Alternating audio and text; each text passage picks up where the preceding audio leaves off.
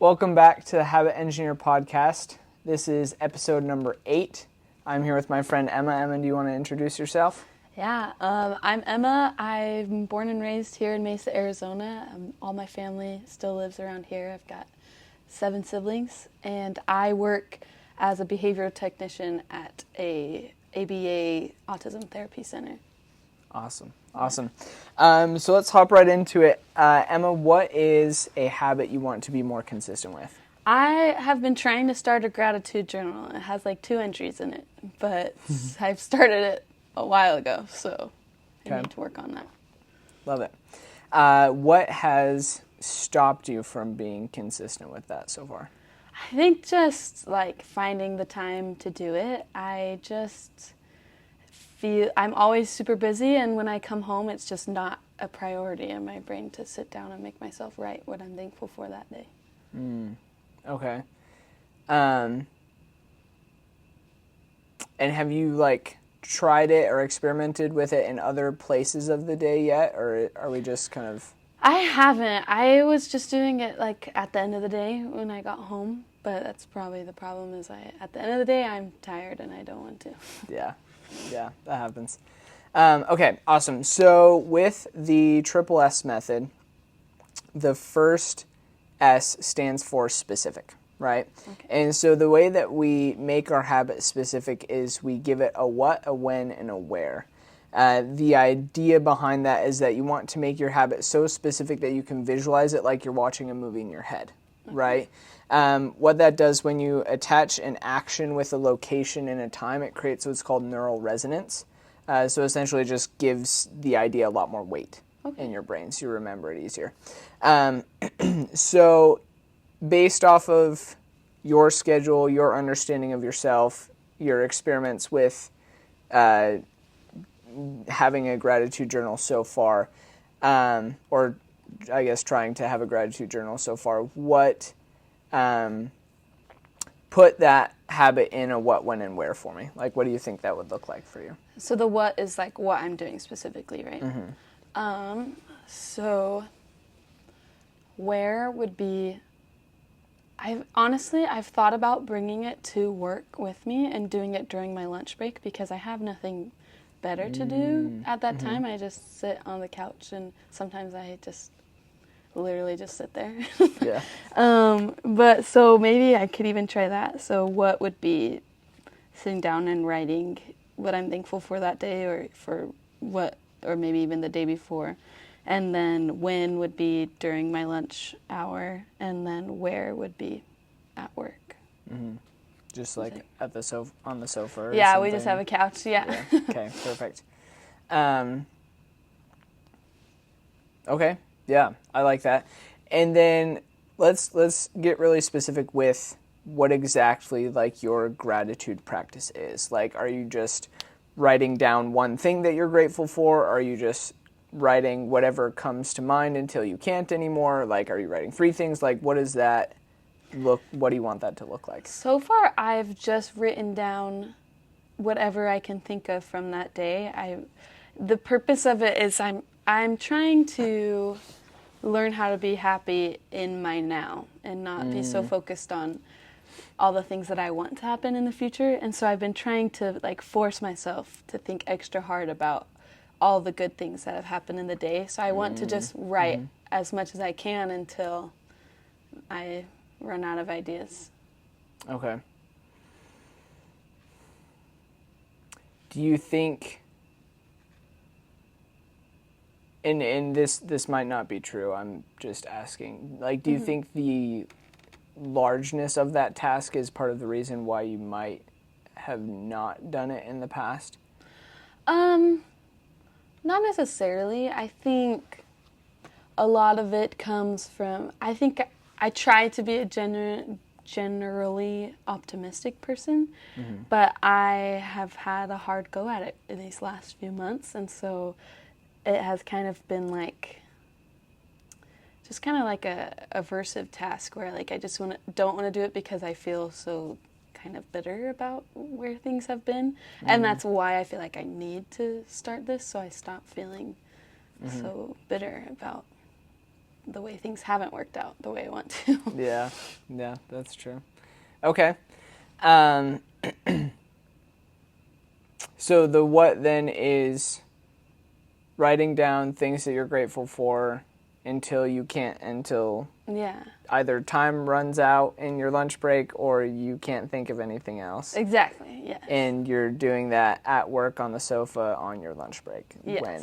whenever that time is. Yeah, it changes depending on the day, but Yeah, but it happens every day. Yes. Right. That's the key. Okay, cool. So then the second S is simple. And so keep that habit in mind. And what we're going to do, we've got a filter question. And so I'm just going to ask you, do you feel 100% confident in your ability to stick to that habit every single day for the rest of your life?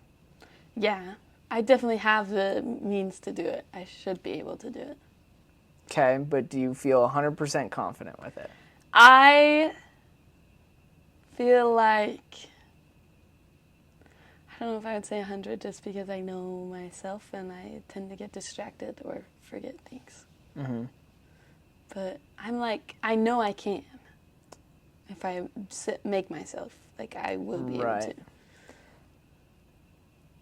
This might, I'm trying to, how do I want to say this? It doesn't really matter what you can do. Okay. It matters what you actually will do. Yeah. Right? And it's okay if you're like, hey, actually, realistically, I might not do that. Right? Like, that's okay. The purpose, so the purpose of, well, what should be the purpose of building habits is to get habits that you can actually stick with for a long period of time, right? There's a quote from James Clear where he just says, habits are the compound interest of self-improvement, right? And so compound interest as a financial principle, right, it's the addition of whatever you had made an interest in a certain period of time and you add that to the principal, right? And so over time, that constitutes exponential growth. And so the same thing happens with your habits in terms of self-improvement, right? So when you are able to maintain momentum and stay consistent with the habit for long enough, then eventually those gains or returns on the effect that habit has on you as far as self-improvement become exponential, right? And so the purpose here isn't just to say, oh, this is something that you stick to for a couple weeks or a couple months or something. We're thinking like years and decades. Because where you really start to see the compound effect come into play is at like 20, 30, 40, 50 years. Like you think of all of that time practicing gratitude, like what kind of person could you become, right? Yeah. Possibilities are endless at that point. And so that's kind of the principle that we're trying to operate under is we want to make it so simple that you can't not do it. Yeah. Right? And so even if that means like so that kind of brings it back to like we want to make sure that it's something that you're like, okay, no matter what, I know I can do this. Okay. Rather than like, oh yeah, I totally should be able to do this. We don't care. Like, we don't care about that. The shoulds and the need to and like all that stuff, not like we can get to that and like that's good that you feel like you should be able to do that. Like that's fine. But we want to start with something that you feel 100% confident in. No, I get that. And the reason why is because chances are, for the vast majority of people, we're not actually going to stay 100% consistent with it. But if we start out with a level of confidence in something that's super, super easy and we're super stoked about, right? We're like, oh yeah, I can totally do this. Then when we do fall off the train, it makes it that much easier to get back on. Okay. Right? And in order to keep the momentum, keep the consistency, and keep the change. Does that make sense? Yeah, that definitely makes sense. Okay. So with that in mind, do you feel like you would need to revise the specificity of the habit, or do you feel like it's good the way it is? The only thing I can think is that, like, I don't know if I'll be at this specific job forever, so I don't know if having it set up to be done during my lunch break will always be able to happen. But just because, not because I'm like planning on leaving my job, but I just don't know if the center will change, and we're talking about starting to do in-home therapy sessions, so I might be somewhere, like, might be at someone's house or driving to another session when I have lunch. So it might just not be, I might not always be able to do it at that time of the day. So that may need to be adjusted. So for the foreseeable future, though, what you've got set works? Yes. Okay. Yeah. Okay. and that's totally fine. Okay. Because what happens is, like, once you have built the habit and you've built the momentum, like, the trigger is going to be there. Okay. And so you become a lot more likely to recognize that you're missing something if you have established that habit. Okay. Right? Like, for my habits, like, I'll read the scriptures, and I make it a goal to do that every single day, right? And so there are some days where I don't get a chance to do that in the morning like I normally do, and I've been doing it for long enough at this point that it, like, sits in my head. Like the rest of the day. Yeah, and I'm like, oh shoot, I need to do this thing, and it's, like, constantly kind of pinging in my mind. Yeah. I'm assuming, like, it probably is the same for you, maybe with something like working out or going on a run, or like something like that. You're like, oh, I need to do this thing, right?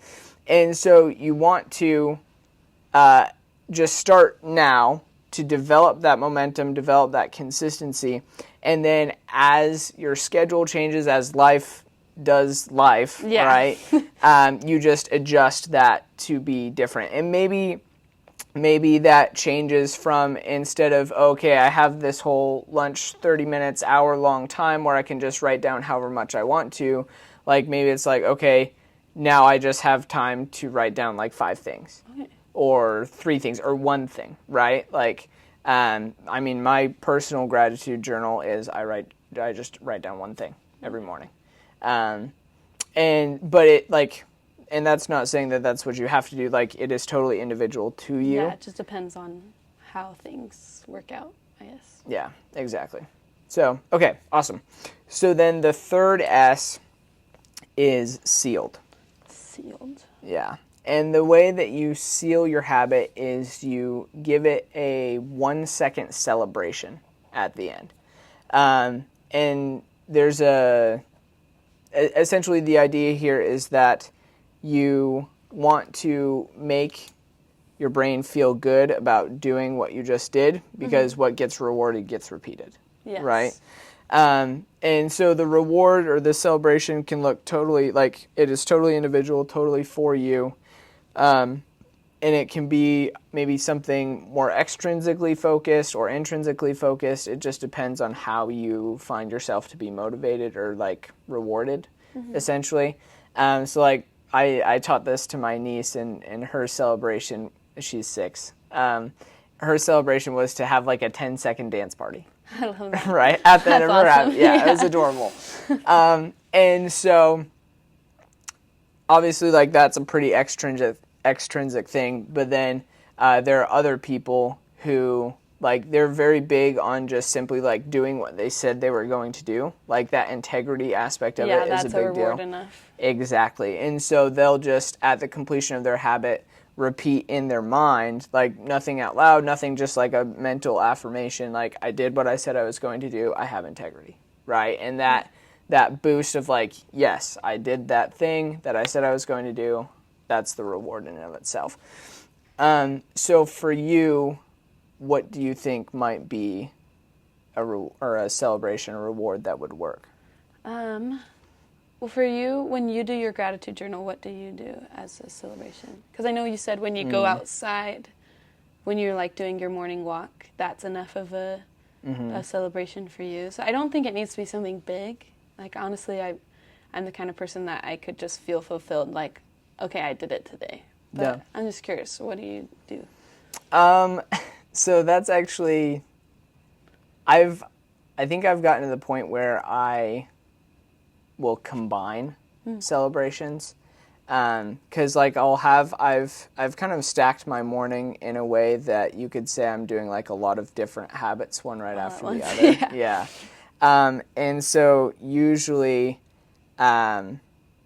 this might sound, kind of weird to some people, but, I would say my habit is that I get to go to work afterwards. Because for me, work is play, right?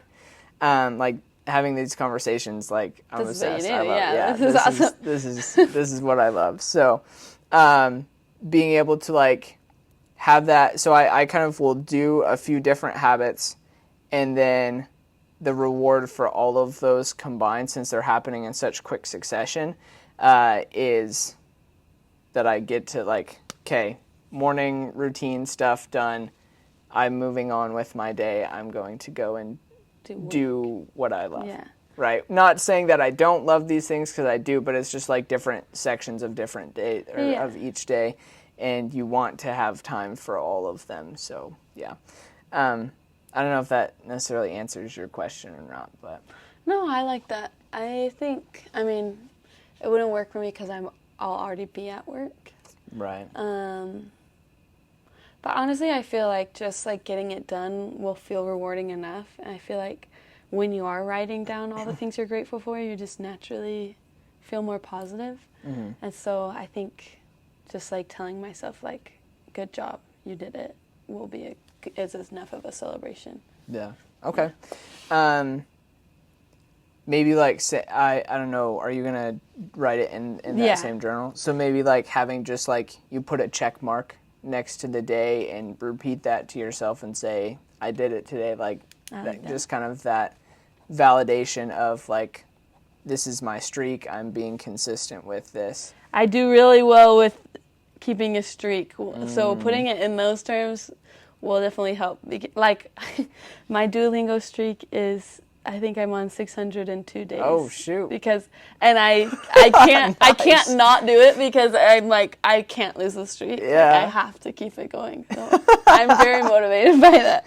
That's perfect. There we go. Yeah. And so that's something like, when you notice things like that about yourself, those are things that you want to capitalize on when it comes to building habits, right? Because if you know, okay, streaks, like for me, I don't like, who knows why, but for me, like that's a huge motivating factor, right? So it would be wise to incorporate that in as many of your habits as you can as you're trying to build, like even after this one, after you've got it locked down and everything, like if you try to develop something else, or maybe you want to adjust your habit, like keep making sure to implement those types of things that you know work for who you are when it comes to building habits, like just duplicate that. But yeah, okay, that's cool. Dang, 602? I know. Wild. That's pretty good. I keep telling people that once I hit like 2 years, maybe I'll finally let myself like be done. But you at won't. that point, No, you I'll be won't. like, I'm at 2 years. Yeah, like, I might as can't well stop keep going. now. Yeah, that's how they get you. It's an addiction, honestly. That's so funny. There's worse things to be addicted to, though. So True. I'm okay with it. True. Awesome. So that's the Triple S method. Great. It's pretty simple, pretty Yeah. cut and dry. Any other questions? No, I'm excited. I think it's good. Okay. Awesome. Thank you. Thank you.